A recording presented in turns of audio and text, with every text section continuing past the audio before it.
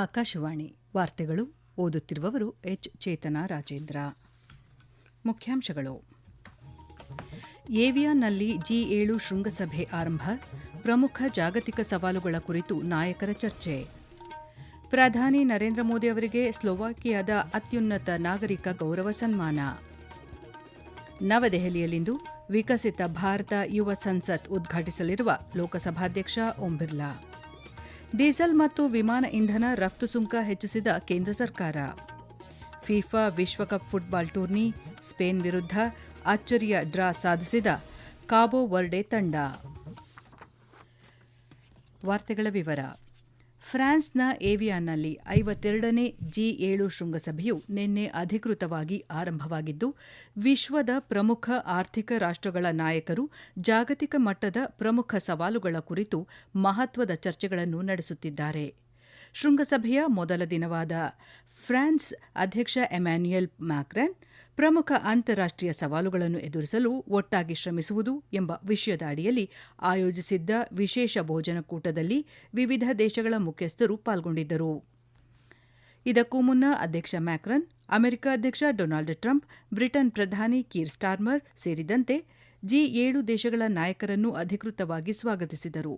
ಈ ಉನ್ನತ ಮಟ್ಟದ ಸಭೆಯಲ್ಲಿ ಐರೋಪ್ಯ ಆಯೋಗದ ಅಧ್ಯಕ್ಷೆ ಉರ್ಸುಲಾ ವಾನ್ ಡೆರ್ ಲೆಯೆನ್ ಮತ್ತು ಯುರೋಪಿಯನ್ ಕೌನ್ಸಿಲ್ ಅಧ್ಯಕ್ಷ ಆಂಟೋನಿಯೋ ಕೋಸ್ಟಾ ಅವರು ಸಹ ಉಪಸ್ಥಿತರಿದ್ದಾರೆ. 3 ದಿನಗಳ ಕಾಲ ನಡೆಯಲಿರುವ ಈ ಶೃಂಗಸಭೆಯಲ್ಲಿ ಜಾಗತಿಕ ಅಸಮತೋಲನವನ್ನು ಕಡಿಮೆ ಮಾಡುವುದು, ಪ್ರಮುಖ ಬಿಕ್ಕಟ್ಟುಗಳನ್ನು ಪರಿಹರಿಸುವುದು, ಮಕ್ಕಳ ಕಲ್ಯಾಣಕ್ಕೆ ಸಂಬಂಧಿಸಿದ ಸಮಸ್ಯೆಗಳು ಹಾಗೂ ಸಂಘಟಿತ ಅಪರಾಧಗಳು ಹಾಗೂ ಅಕ್ರಮ ಹಣಕಾಸು ಹರಿವಿನ ವಿರುದ್ಧದ ಹೋರಾಟವನ್ನು ಬಲಪಡಿಸುವ ಕುರಿತು ನಾಯಕರು ಸುದೀರ್ಘ ಸಮಾಲೋಚನೆ ನಡೆಸಲಿದ್ದಾರೆ. G7 ಶೃಂಗಸಭೆಯು Canada, France, Germany, Italy, Japan, UK ಮತ್ತು ಅಮೆರಿಕ ದೇಶಗಳನ್ನೊಳಗೊಂಡ ಸದಸ್ಯ ರಾಷ್ಟ್ರಗಳ ವಾರ್ಷಿಕ ಅತ್ಯುನ್ನತ ಅಂತಾರಾಷ್ಟ್ರೀಯ ವೇದಿಕೆಯಾಗಿದೆ. ಸ್ಲೋವಾಕಿಯಾ ಗಣರಾಜ್ಯದ ಅಧ್ಯಕ್ಷ ಪೀಟರ್ ಪೆಲೆಗ್ರಿನಿ ಭಾರತದ ಪ್ರಧಾನಿ ನರೇಂದ್ರ ಮೋದಿ ಅವರಿಗೆ ಸ್ಲೋವಾಕಿಯಾದ ಅತ್ಯುನ್ನತ ನಾಗರಿಕ ಪ್ರಶಸ್ತಿಯಾದ the Order of the White Double Cross First Class ಗೌರವವನ್ನು ಪ್ರದಾನ ಮಾಡಿದ್ದಾರೆ. ಈ ಪ್ರತಿಷ್ಠಿತ ಮತ್ತು ವಿಶಿಷ್ಟ ಗೌರವಕ್ಕಾಗಿ ಪ್ರಧಾನಿ ಸ್ಲೋವಾಕಿಯಾದ ಅಧ್ಯಕ್ಷರು, ಸರ್ಕಾರ ಮತ್ತು ಅಲ್ಲಿನ ಜನತೆಗೆ ತಮ್ಮ ಕೃತಜ್ಞತೆಗಳನ್ನು ಸಲ್ಲಿಸಿದ್ದಾರೆ. ಪ್ರಶಸ್ತಿಯನ್ನು ಸ್ವೀಕರಿಸಿ ಮಾತನಾಡಿದ ಪ್ರಧಾನಿ, ಈ ಅತ್ಯುನ್ನತ ಗೌರವ ಭಾರತದ 140 ಕೋಟಿ ಜನತೆಗೆ ಸಂದ ಗೌರವವಾಗಿದೆ ಹಾಗೂ ಇದು ಭಾರತ ಮತ್ತು ಸ್ಲೋವಾಕಿಯಾ ದೇಶಗಳ ನಡುವಿನ ದೀರ್ಘಕಾಲೀನ ಸ್ನೇಹ ಸಂಬಂಧಕ್ಕೆ ಸಂದ ಗೌರವವಾಗಿದೆ ಎಂದು ತಿಳಿಸಿದ್ದಾರೆ. ಈ ಪ್ರಶಸ್ತಿಯು ಭಾರತ ಮತ್ತು ಸ್ಲೋವಾಕಿಯಾ ದೇಶಗಳ ಜನರ ನಡುವಿನ ಪರಸ್ಪರ ವಿಶ್ವಾಸ, ಆತ್ಮೀಯತೆ ಮತ್ತು ಪ್ರೀತಿಯ ಸಂಕೇತವಾಗಿದೆ ಎಂದು ಬಣ್ಣಿಸಿದ ಪ್ರಧಾನಿ, ಉಭಯ ದೇಶಗಳ ಮುಂಬರುವ ಪೀಳಿಗೆಗೆ ತಮ್ಮ ನಡುವಿನ ವಿಶೇಷ ಸ್ನೇಹ ಸಂಬಂಧವನ್ನು ಇನ್ನಷ್ಟು ಬಲಪಡಿಸಲು ಹಾಗೂ ಪೋಷಿಸಲು ಈ ಗೌರವ ನಿರಂತರ ಪ್ರೇರಣೆ ನೀಡಲಿದೆ ಎಂದು ವಿಶ್ವಾಸ ವ್ಯಕ್ತಪಡಿಸಿದ್ದಾರೆ. ಕೇಂದ್ರ ಯುವ ವ್ಯವಹಾರಗಳು ಮತ್ತು ಕ್ರೀಡಾ ಸಚಿವಾಲಯದ ವತಿಯಿಂದ ನವದೆಹಲಿಯಲ್ಲಿ ಇಂದು ಆಯೋಜಿಸಲಾಗಿರುವ ವಿಕಸಿತ ಭಾರತ ಯುವ ಸಂಸತ್ತನ್ನು ಲೋಕಸಭೆಯ ಸಭಾಧ್ಯಕ್ಷ ಓಂ ಬಿರ್ಲಾ ರಾಷ್ಟ್ರಮಟ್ಟದ ಉದ್ಘಾಟಿಸಲಿದ್ದಾರೆ ಎಂದು ಸಚಿವಾಲಯ ತಿಳಿಸಿದೆ. ಈ ಉಪಕ್ರಮವು ಪ್ರಜಾಪ್ರಭುತ್ವ ಪ್ರಕ್ರಿಯೆಗಳಲ್ಲಿ ಯುವಜನರ ಪಾಲ್ಗೊಳ್ಳುವಿಕೆ, ಆಡಳಿತ, ನೀತಿ ಚರ್ಚೆಗಳು ಮತ್ತು ಸಂಸತ್ತಿನ ಕಾರ್ಯವೈಖರಿಯ ಬಗ್ಗೆ ಯುವ ನಾಗರಿಕರಿಗೆ ನೇರ ಅನುಭವದ ಮೂಲಕ ಅರಿವು ಮೂಡಿಸುವ ಅವಕಾಶವನ್ನು ನೀಡುತ್ತದೆ ಎಂದು ಸಚಿವಾಲಯ ತಿಳಿಸಿದೆ. ಈ ಕಾರ್ಯಕ್ರಮ ಭಾರತದ ಯುವಶಕ್ತಿ, ಅವರ ಆಲೋಚನೆಗಳು ಮತ್ತು ಆಶೋತ್ತರಗಳನ್ನು ರಾಷ್ಟ್ರದ ಚರ್ಚೆಯ ಮುಖ್ಯವಾಹಿನಿಗೆ ತರುವ ಒಂದು ಚಳವಳಿಯಾಗಿದೆ ಎಂದು ಸಚಿವಾಲಯ ತಿಳಿಸಿದೆ. ಅಯೋಧ್ಯೆಯ ರಾಮಮಂದಿರದಲ್ಲಿ ಭಕ್ತರು ನೀಡಿದ ಕಾಣಿಕೆ ಹಾಗೂ ಅಮೂಲ್ಯ ವಸ್ತುಗಳ ದುರ್ಬಳಕೆ ಆರೋಪಗಳ ಕುರಿತು ತನಿಖೆ ನಡೆಸಲು ರಚಿಸಲಾದ ವಿಶೇಷ ತನಿಖಾ ತಂಡ ಎಸ್ಐಟಿ ಇಂದು ತನಿಖೆಯನ್ನು ಆರಂಭಿಸಿದೆ.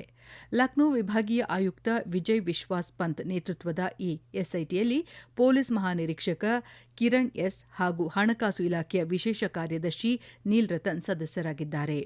ಎಸ್ಐಟಿ ಸದಸ್ಯರು ಅಯೋಧ್ಯೆಗೆ ಆಗಮಿಸಿ ತನಿಖೆ ಆರಂಭಿಸಿದ್ದು, ನಿನ್ನೆ ಅಯೋಧ್ಯೆ ಆಯುಕ್ತರು ಹಾಗೂ ಜಿಲ್ಲಾಧಿಕಾರಿಗಳೊಂದಿಗೆ ರಾಮಮಂದಿರ ಆವರಣಕ್ಕೆ ಭೇಟಿ ನೀಡಿ ಪರಿಶೀಲನೆ ನಡೆಸಿದ್ದರು.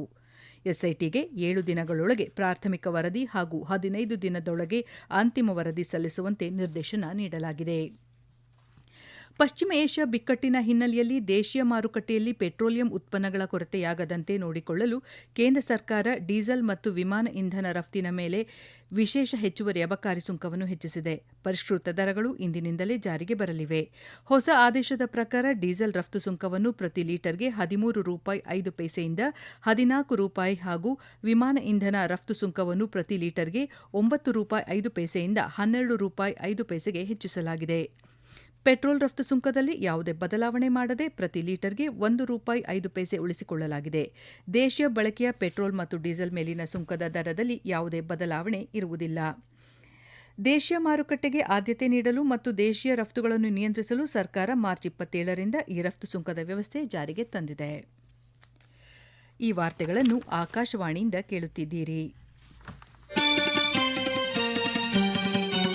ನಮ್ಮ ಎಲ್ಲಾ ರಾಷ್ಟ್ರೀಯ ವಾರ್ತೆಗಳು ಹಾಗೂ ಪ್ರದೇಶ ಸಮಾಚಾರ ಈಗ ಆಕಾಶವಾಣಿ ನ್ಯೂಸ್ ಕನ್ನಡ ಯೂಟ್ಯೂಬ್ ಚಾನೆಲ್ನಲ್ಲಿ ಲಭ್ಯ. ನಮ್ಮ ಎಕ್ಸ್ ಖಾತೆ ಮತ್ತು ಇನ್ಸ್ಟಾಗ್ರಾಂ ಖಾತೆ ಆಕಾಶವಾಣಿ ನ್ಯೂಸ್ ಕನ್ನಡ. ಹೆಚ್ಚಿನ ಮಾಹಿತಿಗಾಗಿ ನಮ್ಮ ಫೇಸ್ಬುಕ್ ಖಾತೆ AIR ಕನ್ನಡ ನ್ಯೂಸ್ ಅನುಸರಿಸಿ. ಮಾಹಿತಿಯ ಹೂರಣ ವಾರದ ಕಾರ್ಯಕ್ರಮ ಪ್ರಚಲಿತ ವಿದ್ಯಮಾನ ಪ್ರತಿ ಬುಧವಾರ 9:15ಕ್ಕೆ.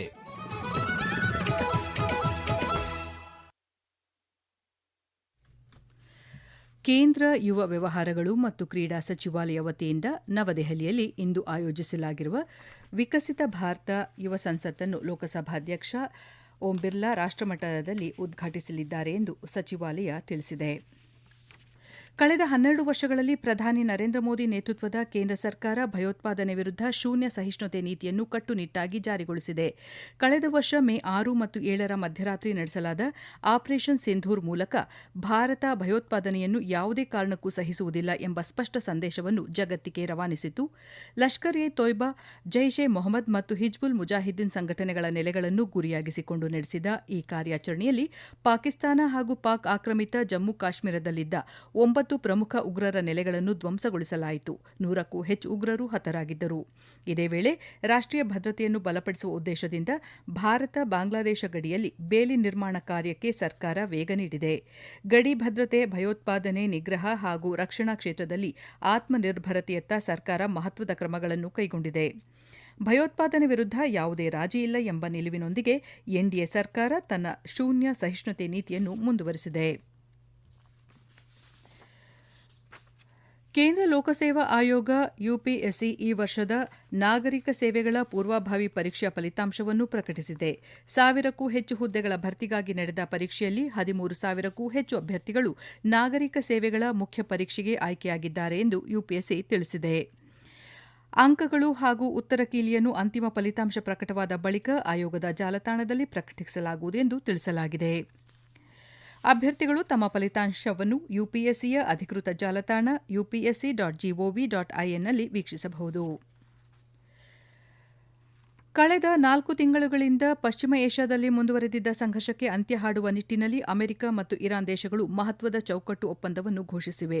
ಉಭಯ ದೇಶಗಳ ನಡುವೆ ಈಗಾಗಲೇ ತಿಳುವಳಿಕಾ ಪತ್ರಕ್ಕೆ ಸಹಿ ಹಾಕಲಾಗಿದ್ದು, ಶುಕ್ರವಾರದಂದು ಸ್ವಿಟ್ಜರ್ಲೆಂಡ್ನ ಜೆನೆವಾದಲ್ಲಿ ಅಧಿಕೃತ ಸಹಿ ಹಾಕುವ ಕಾರ್ಯಕ್ರಮ ನಡೆಯಲಿದೆ. ಈ ಒಪ್ಪಂದದ ಅನ್ವಯ ಜಗತ್ತಿನ ಅತ್ಯಂತ ನಿರ್ಣಾಯಕ ಜಲಮಾರ್ಗವಾದ ಹಾರ್ಮುಜ್ ಜಲಸಂಧಿಯನ್ನು ಮರು ಚಾಲನೆಗೊಳಿಸಲು ಹಾದಿ ಸುಗಮವಾಗಲಿದ್ದು, ಇರಾನ್ನ ಪರಮಾಣು ಕಾರ್ಯಕ್ರಮದ ಕುರಿತು 60 ದಿನಗಳ ಕಾಲಾವಕಾಶದ ಮಾತುಕತೆಗಳು ಆರಂಭವಾಗಲಿವೆ. ಈ ಸಕಾರಾತ್ಮಕ ಬೆಳವಣಿಗೆಯಿಂದಾಗಿ ಜಾಗತಿಕ ಮಾರುಕಟ್ಟೆಯಲ್ಲಿ ತೈಲ ಬೆಲೆಗಳು ಇಳಿಕೆ ಕಂಡಿವೆ. ಅಮೆರಿಕ ಅಧ್ಯಕ್ಷ ಡೊನಾಲ್ಡ್ ಟ್ರಂಪ್ ಮತ್ತು ಇರಾನ್ ಅಧ್ಯಕ್ಷ ಮಸೂದ್ ಪೆಜ್ಗಿಶ್ಚಿಯಾನ್ ಈ ಬೆಳವಣಿಗೆಯನ್ನು ಸ್ವಾಗತಿಸಿದ್ದು, ಯುದ್ಧ ಕೊನೆಗೊಳಿಸುವ ನಿಟ್ಟಿನಲ್ಲಿ ಇದನ್ನು ಪ್ರಮುಖ ಹೆಜ್ಜೆ ಎಂದು ಬಣ್ಣಿಸಿದ್ದಾರೆ.